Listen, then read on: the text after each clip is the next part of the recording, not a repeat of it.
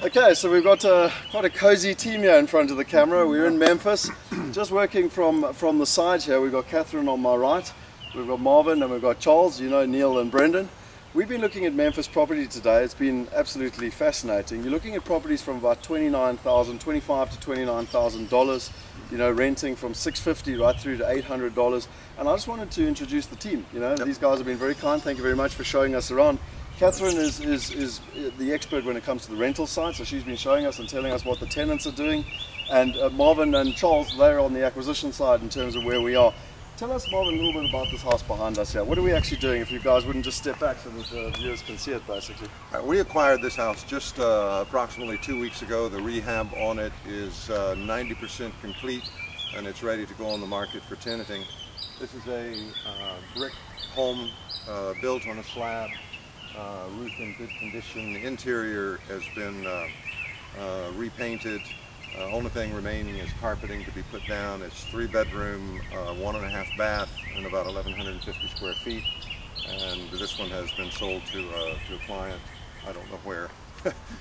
but I mean, quite importantly, I mean, so $29,000 it's been sold for. Right. What are the acquisition costs? What are we looking at here? I mean, what am I in for all costs to buy this property? $29,000 plus about $1,200 in closing costs. $1,200 in closing costs. Yeah, And then, yeah. Catherine, what would I be renting this out for?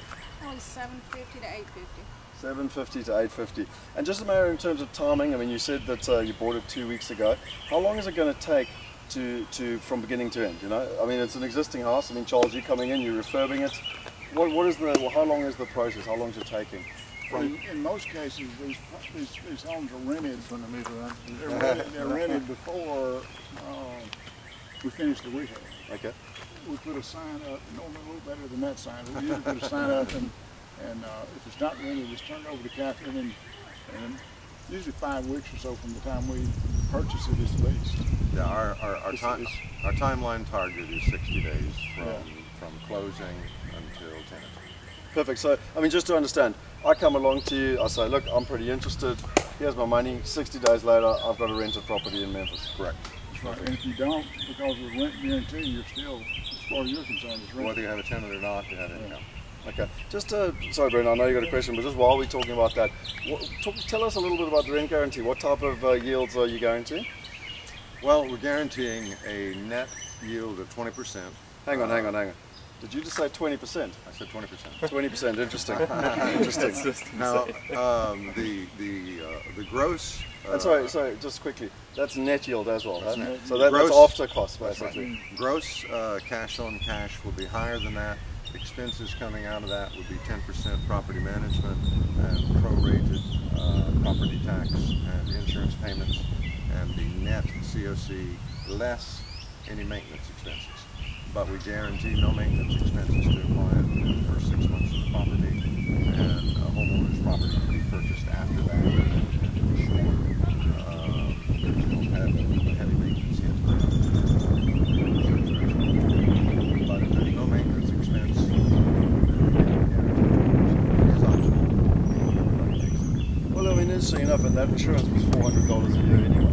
You know, say the geyser breaks, or what do you call it, a hot water cylinder or something. But anyway, you know, you got the point basically. You had a question? Yeah, just tell us a little bit about the type of tenant that would be renting it. This would could likely be it's a 3-bedroom house, so obviously it's going to be either a young couple with children. It could be a single mother with a couple of children, but this is a blue-collar working area, so it's going to be you know, somebody who's maybe making an income in the distribution industry here of perhaps $30,000 to $35,000 a year in income. Most of them are 2-income families, yeah. too. Yeah, the husband and wife. And they can't qualify to buy a house now just simply because of the economy. So we have a very large rental market here and a high demand for rental, and we have a very good supply of houses that we're able to buy at I think probably deeper discounts than almost anybody else. That's actually something we forgot to touch on, because this house has been bought for $29,000. That's correct. But Charles, what would it be appraised at today? You know, valuer walks in the door, what would they appraise it at? On today's market, I would say, I'm just kind of guessing, but I would say from 55 to 65,000. Interesting. I was going to say 55. At one time, We could look up the records, but in most cases, I'm sure this is the same. It probably sold for 75 to 85,000 back in like 2005, 2006. So what you're doing is you're being able to buy in on a wholesale volume discount that is generally about 40% off of current market value. So that gives you an excellent annual cash-on-cash return. But you want to plan on holding these for a couple of years to be able to get the best exit value out of them.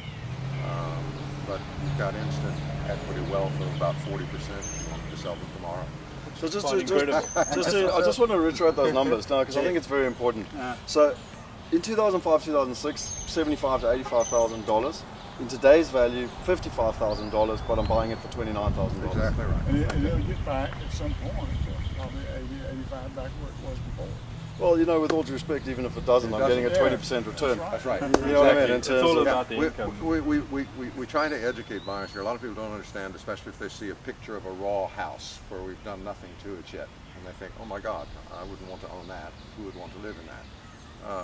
But the fact of the matter is, there's a very high demand for people wanting to live in these, and we do such a high quality job of refurb. I mean, it's like moving into a new house.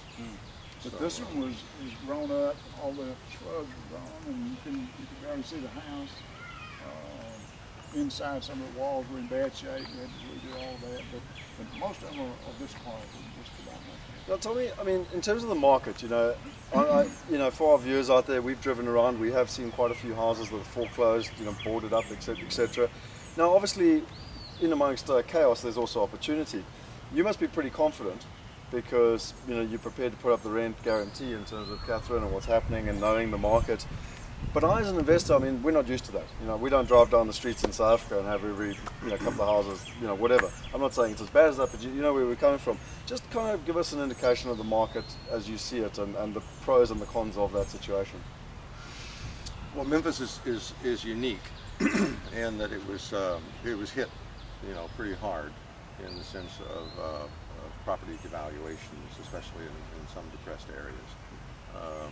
Not as bad as some places in the country, but because of the slowness of the recovery here, it's created a market window, and there's a heavy supply of foreclosures now about to be released onto the market. So there are a lot just touch on that, because you did tell us in this quarter, I think you said it's been double the foreclosures you had last year. Yes. Yeah. So I mean, we expect to have more than double for the next 2 years as the banks are now releasing these, which they've been holding for so long. So there's a high demand. Memphis is primarily a rental market now, 48 to 50% rental.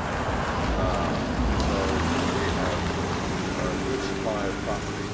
We have a good rental demand, and we have an excellent value proposition for an investment. Excellent. And my very last question is, we're standing here with a football legend. He actually was quarterback for Memphis, Memphis University. And personal friend of Elvis Presley. And personal friend of Elvis Presley. He was actually telling us how he used to go off and have fun with him in his backyard and do all crazy stuff after the game, which is fantastic. But I mean, from your side, Charles, I think you said you came to Memphis in 1971, I think it was? Yes. 1971, I do listen when you tell me. And you started your in the property game in 1985. Right. You know, so this is not, you know, you're not dealing with people that got out of bed yesterday and decided to go and buy some houses. On that basis and with that experience, kind of where do you see the market and where do you see it going? I know you don't have a crystal ball, none of us do, but you've got more experience than us and the people out there. I do, but I've looked at the chart. Well, as I mentioned, I've been in business here a long time, and I also, as I mentioned, I've purchased and rehabbed more than 600 houses in the past 7 or 8 years, and back then I bought houses like I'm buying now, and I continue to buy them. They're just available. I just have so many contacts with banks and REO agents, agents of banks that send me properties, and I just don't see it. I'd say the next 2 to 3 years, this market will continue like this. Okay, but I mean, you're already seeing prices are starting to increase. There's more bids coming in on the offers. Yes. On these, there are a number of investors. Whenever a house comes up for sale, there's a lot of people bidding on it. And I try to get to the point of buying it direct from banks before it goes to foreclosure. I mean, before it goes to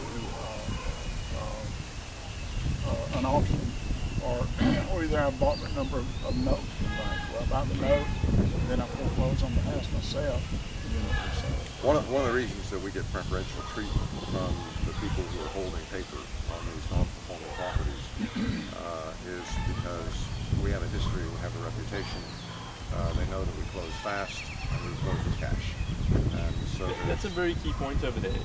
So you're saying you have to have the cash available, you know, to be able to close really, really quickly. That's right. These are decisions that can take no more than 28 to 48 hours, or you'll lose the property. Okay, well, thank you very much. Yeah. But I mean, I think the most important thing is that property is all about relationships. Yep. And you know, you or I, Brendan, Neil, myself, we could come over here, we could try and phone a bank, go and see a realtor. We're never going to pick up opportunities like this, you know, and that's the purpose of it. You know, you're dealing with people who've been in the market a hell of a long time. From what I've heard from Charles, and he's shown us, what, at least 10 properties today. Most of those you heard about before anyone. You're not buying them at auctions. I think you actually said you don't like going onto the steps of the sheriff's house, basically. And you know, some of the HUDs, as you call them, or the repossessed properties through the banks take too long, etc. So a lot of this is through relationships, and you know that's really the value of this team that you see around you. In terms of that last house you saw over there, that was part of a 3-house package from buying. 3 house. So, you know, literally you're buying them before anyone else is even hearing about them in terms of where they are. Excellent. Well, thank you very much to your team, and we look forward to really taking advantage of this market. Thank you very much. Cheers. Our pleasure. Cheers. Thank you, sir. Yeah.